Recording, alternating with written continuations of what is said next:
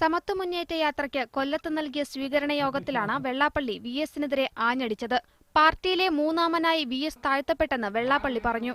NSS അടക്കമുള്ള സംഘടനകളുടെ സാമ്പത്തിക ഇടപാടുകളെക്കുറിച്ച് VS എന്തുകൊണ്ട് ചോദ്യങ്ങൾ ഉന്നയിക്കുന്നില്ലെന്നും വെള്ളാപ്പള്ളി ചോദിച്ചു. ഞാൻ ചോദിക്കട്ടെ, എന്തുകൊണ്ട് അച്യുതാനന്ദൻ NSSന്റെ നിയമനവും അഡ്മിഷനും അപ്പോയിന്റ്മെന്റും കണക്ക് എനിക്കൊന്നറിയണം?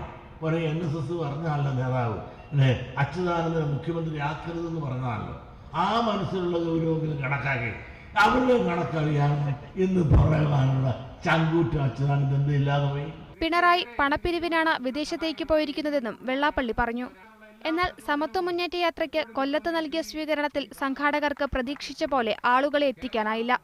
SNDPയുടെ കൊല്ലം യൂണിയൻ പ്രസിഡന്റും R ശങ്കറിന്റെ മകനുമായ മോഹൻ ശങ്കർ അടക്കമുള്ള പ്രമുഖരും പരിപാടിയിൽ നിന്ന് വിട്ടുനിന്നു. നാളെ തിരുവനന്തപുരം ശംഖുമുഖത്ത് നടക്കുന്ന ബഹുജന സമ്മേളനത്തോടെ സമത്വ മുന്നേറ്റ യാത്ര അവസാനിക്കും. മീഡിയ 1 കൊല്ലം.